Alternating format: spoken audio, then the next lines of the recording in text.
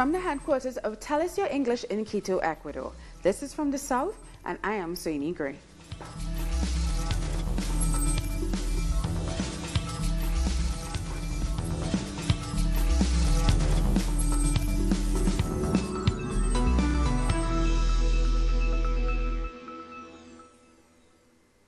Time is up for Brazil's former president, Luiz Inacio Lula da Silva, as he's been denied another petition for habeas corpus. Now he must turn himself in to authorities to begin serving his 12-year prison sentence on corruption charges. The top appeals court rejected his petition for habeas corpus an hour before Lula was required to hand himself in to federal police. Lula was supposed to have turned himself in around 5 p.m. local time. Lula has said that he will not go to a police station in Curitiba to surrender. Crowds gathered outside the Metal Workers Union headquarters in São Bernardo, where Lula has been staying, and outside the police station in Curitiba, where he was supposed to turn himself in. Our correspondent in Brazil, Inacio Limas, was at the headquarters earlier, and he sent us this report. We are here in the Metal Workers Union in Sao Paulo, where social movements and unions are gathered. Some of them spent the night here at a vigil in support of Lula da Silva. Right now, Lula is in a meeting with Workers' Party members. According to people close to him, he began the day in a good mood because he's been spending time with friends and family here in the Metal Workers Union. It all points to Lula not showing up to the justice in Curitiba. He will stay here with the unions and activists who will try to prevent Lula's incarceration. There are also other demonstrations in over 10 states across Brazil that will happen throughout the day. And former President Dilma Rousseff has announced that she will contest October's general elections as a senatorial candidate in the state of Minas Gerais. She announced her candidacy while speaking to crowds of supporters outside the ABC Steelworkers Union headquarters in São Bernardo do Campo in Sao Paulo. She denounced the Supreme Court's decision and the arrest warrant as a violation of Lula's rights and the country's constitution. They want to erase Brazil's history, to gloss over what we did over the last 13 years during our terms in office. Support for Lula is pouring in from around Latin America. Venezuelan President Nicolas Maduro has sent words of support. What they're doing in Brazil is a coup. First, they overthrew the President Dilma Rousseff with a parliamentary coup, and now they want to put Lula in jail because he's leading the polls. And I'm sure that if he's a candidate, the people of Brazil will vote for him and he will become president again. What they're trying to do with him is despicable. Latin American people, and especially us Venezuelans, have to consider that with our revolution we have saved our country from political persecution mechanisms like these ones who attack Lula, or the ones who attack Cristina Fernández de Kirchner in Argentina. It is fascism what persecutes progressive leaders who fight for the justice, democracy, and equality.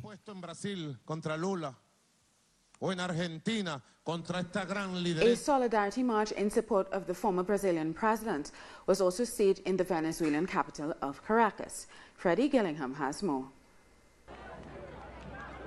It's not just on the streets of Brazil where Lula's long-lasting support still stands strong.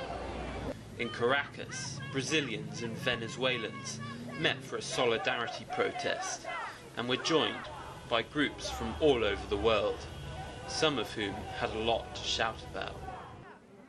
Denouncing the treatment of Brazil's late leader, many here expressed their full support for democracy as they marched to the Brazilian embassy to hand in a letter of protest. A year ago, this square would have been filled with Venezuelan opposition protesters. But now, 1 year on, it's the left's turn to fill the streets. But this time, for a very different cause. Having pulled millions out of poverty and made huge steps for social equality in the region, many here still regard Lula as a beacon of hope. Freddie Gillingham, Telesur, Caracas. Bolivian President Evo Morales has criticized the ruling. He described it as illegitimate and as an institutional coup against democracy and the people of Brazil. Dozens of Lula supporters camped outside the Brazilian embassy in La Paz, Bolivia on Thursday night to show their support for Lula. We have come here to the door of the Brazilian embassy in support because really what is happening is an atrocity, a kind of media coup, a coup by corrupt judges. President Michel Temer is corrupt, as shown by videos and everything, but they haven't been able to show absolutely anything against Lula. But obviously what bothers these people led by the United States are popular governments, governments that are giving all the benefits to those who are always forgotten, the most poor. And in Cuba, the foreign ministry has described the decision to order him to prison as politically motivated and intended to derail Lula's campaign for presidency in the October election. This decision is an expression of the long and unjust campaign against Lula, against the Workers' Party and the leftist and progressive forces in Brazil. Lula continues to enjoy broad popular support, sympathies and international recognition, as a result of the successes of his government's management that benefited the great majority, against whom there is an attempt today to deprive them of the right to re-elect him as their president, so they can open the way for a neoliberal wave and reverse his achievements. Once again, we express our solidarity and support to Comrade Lula. Panama is withdrawing its ambassador to Venezuela and has asked the Venezuelan government to do the same. In a statement, the Panamanian government said the reason for the measure was Venezuela's decision to suspend economic, commercial and financial relations with certain Panamanian officials and companies for alleged involvement in money laundering. The Panamanian authorities say they are evaluating the impact of these measures in order to identify possible future actions. And Panama's Copa Airlines has cancelled flights to and from Venezuela, following the suspension of economic and commercial links with Venezuela. A statement from the company told passengers who have scheduled flights within the next 90 days that it will refund unused airline tickets. Confused passengers gathered at the Simon Bolivar International Airport as they try to figure out how to get to their destinations. I don't know what is going to happen now. I don't know how I am supposed to go back to Argentina. I've been living in Argentina for 2 years with my brother. I had to take a flight to Chile and sleep at the airport in order to get here. Now, I don't know what I'm going to do.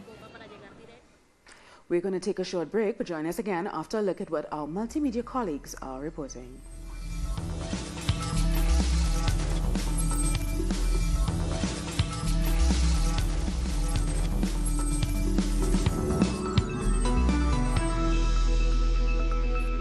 Go out and grab the world by the lapels. Life's a bitch. You've got to go out and kick ass.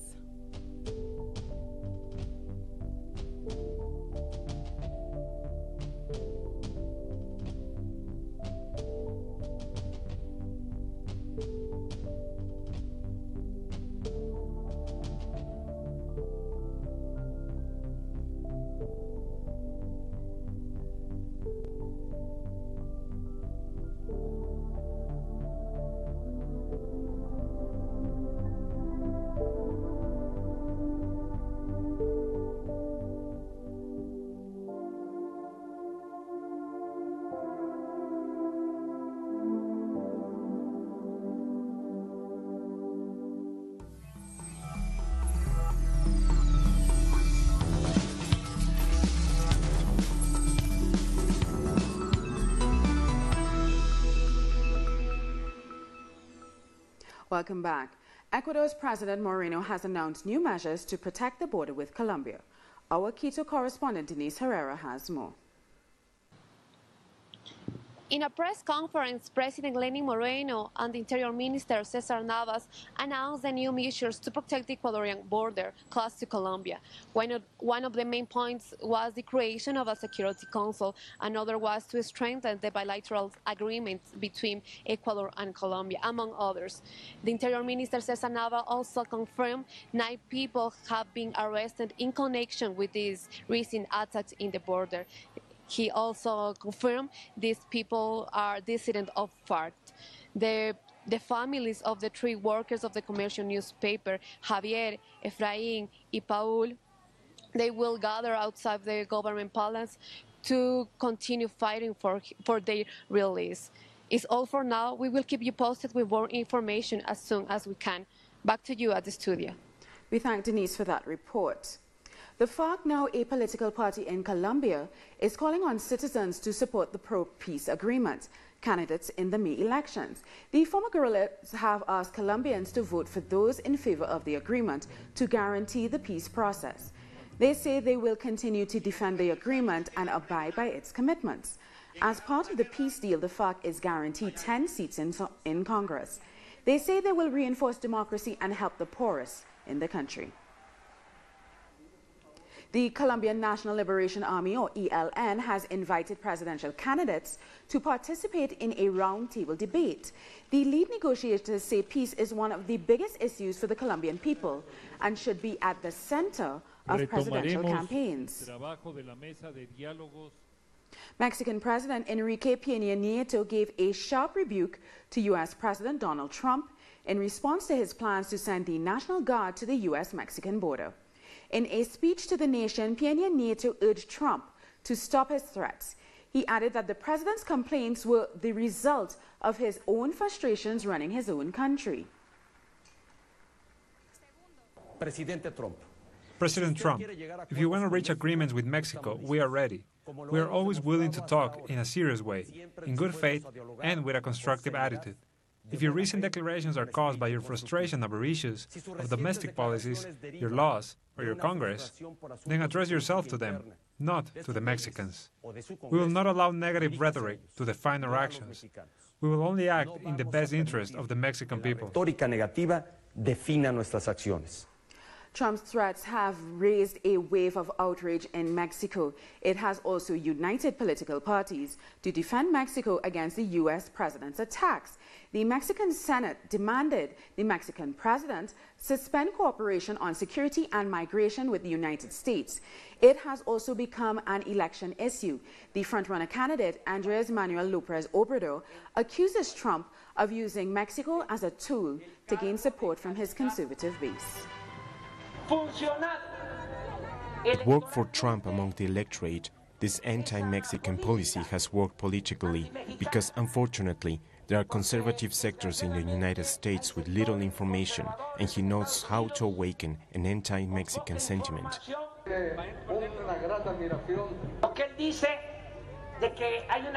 This great threat on the southern border of the United States that he says is there does not exist. I can prove it and make the argument about it. The Texan border city of Laredo has the least violence if compared to other cities in the United States. There is more crime in Washington than there is in Laredo. Our correspondent Edgardo Martinez has more details. ¿Qué tal? Un gusto poder acompañarte. The message from Peña Nieto is generating mixed reactions. Some agree with the president when he said that nothing should stand in the way of the dignity of Mexico. But there are others who consider Nieto's comments to be a hoax. All of this after Donald Trump said he plans to send the National Guard to the U.S.-Mexico border. On Thursday, the Mexican Senate called on President Nieto to end cooperation with the U.S. over Trump's repeated attacks. The U.S. president has threatened to leave a trade agreement that has existed since 1994. Today, the migrant caravan, which enraged President Trump, says that they will continue with their activities in the state of Puebla and later will go to Mexico City, where it will end. The caravan has more than 1,000 Central American migrants. The National Migration Institute has issued more than 400 permits for the migrants so they can be in Mexico without issue. There have also been deportations and people who decided to go back to their countries voluntarily. We'll keep you updated with the situation in Mexico and the United States. Police in the Peruvian capital of Lima have clashed with and arrested several student protesters at the National University of San Marcos. Authorities drove a tank into the gates of the university to forcibly remove students who had barricaded themselves in. Police say the students threw rocks at them. It is not clear if the university authorized the harsh actions of the police. The students are calling for more teachers in the university and say that they want to be involved in the recruiting of the curriculum and the staff. Public sector workers have demonstrated in the Argentinian capital of Buenos Aires against the city government's salary proposal. They say it is not sufficient for them to live on and is not fair. Our correspondent Edgardo Esteban brings us all the details. Despite heavy rain, public sector workers have been demonstrating on the streets of Buenos Aires. They are calling on the local government to increase salaries. They reject the local authorities' proposal, which would make their wages the lowest ones among all the Argentinian states. It is important to remember that the city of Buenos Aires have the highest per capita income in the country. Public sector workers say they are going to continue with this fight until the government is willing to listen to them.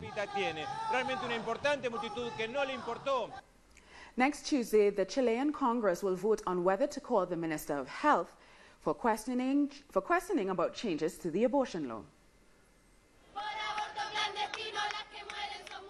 There is outrage at the changes to the abortion law regarding conscientious objection. The measure announced by the government allows private health institutions to deny abortions. Today, women in Chile and every citizen are subjected to institutions that rule us. And what they do is to favor corporations that don't want abortions, but they still want to receive funds from the government. Institutions that would continue receiving funds from the state, but without providing any services. This is because of the change in the norm introduced by the Ministry of Health, something that goes against the spirit of the law, because it will stop women from exercising their rights. This implies that a woman will have to go somewhere else to be taken care of. She will probably have to go to a public clinic, if she can. And even that means an extra expense. Along with other expressions of opposition, there is also a demand for the Minister of Health, Emilio Santelices, to answer questions filed by the opposition members of Parliament who want to know the reasons for the change and who are trying to overturn it or compensate for the problem it's causing. Our main goal is that the protocol goes back to the way it was. And if we can get that, at least for these institutions to pay for the extra expenses. This new protocol ignores almost 4 years of discussions in the parliament and among the public, and it makes it even more difficult to implement a law that was advanced in recognizing the sexual and reproductive rights of women in the country. What we have to watch and ensure is that the law is implemented, that if a woman is looking for this service, she gets it, whether it's a public or private institution. This is just one more move under Sebastián Piñera's administration to overrule rights guaranteed in the current legislation.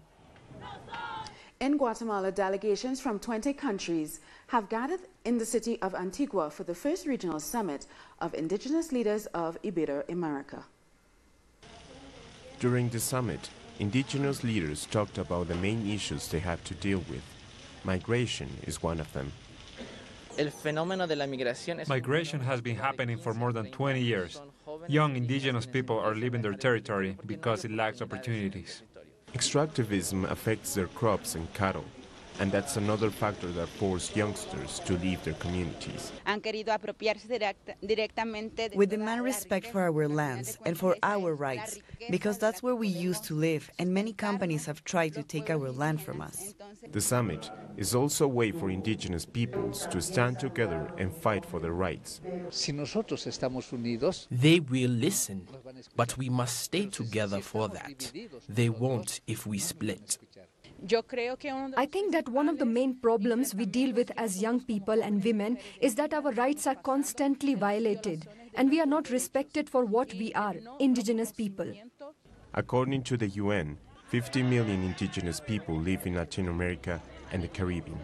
After this meeting, they already plan to present their demands in the next Ibero-American Summit, which is set for November. We're going to take another short break, but join us again after another look at what our multimedia colleagues are reporting.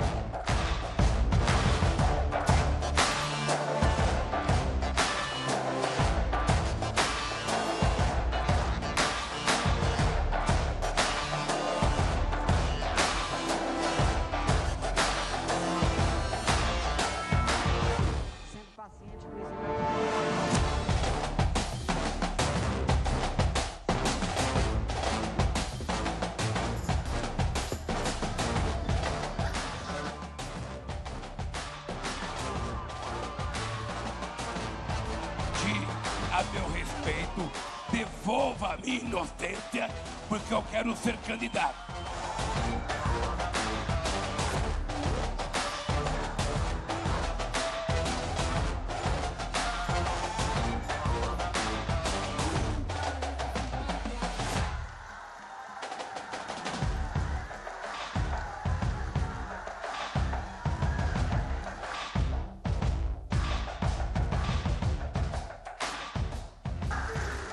Vamos começar assim. Golpistas, fascistas, não passarão! Golpistas, não passarão! Golpistas!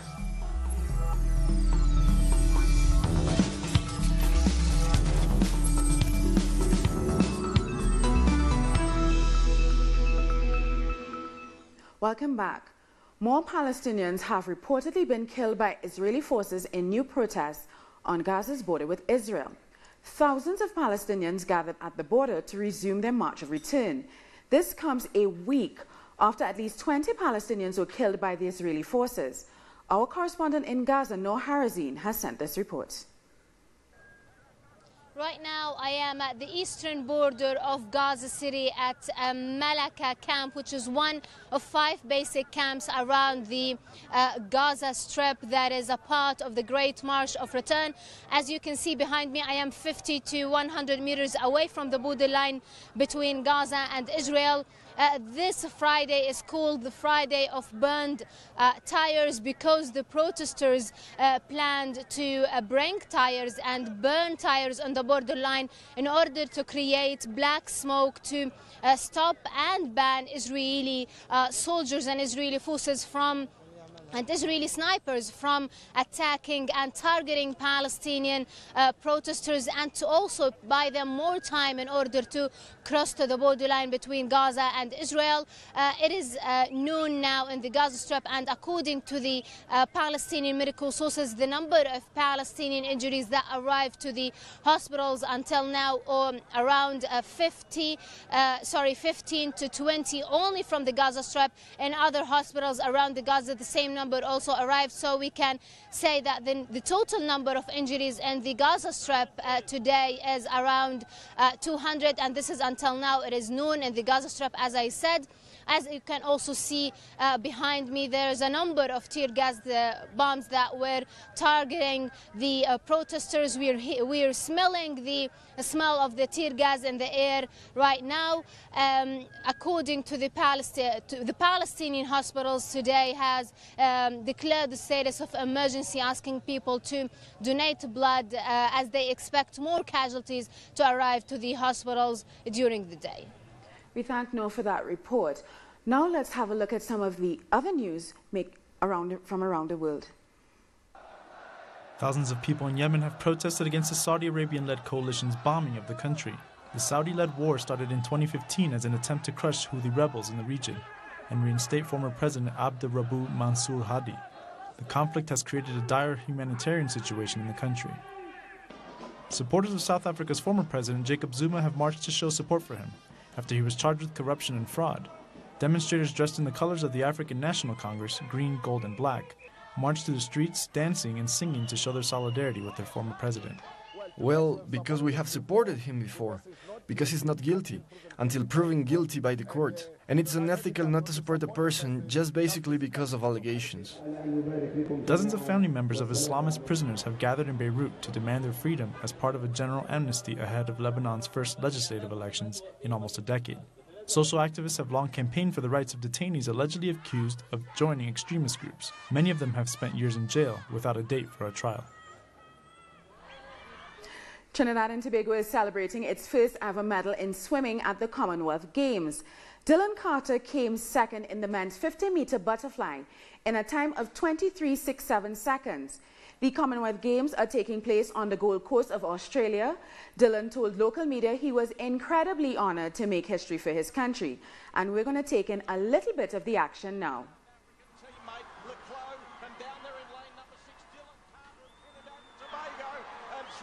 Leclos now, Leclos and Coetzee, Leclos and Coetzee, I think it's going to be Chad.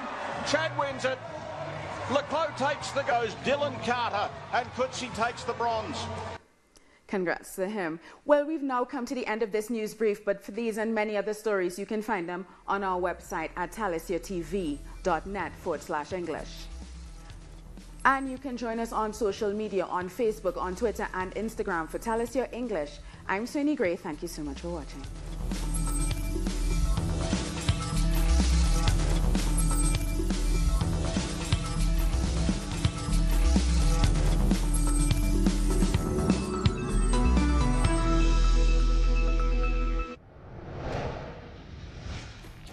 Different causes motivate people to look for new horizons. We'll have the right to move freely beyond the imposed walls.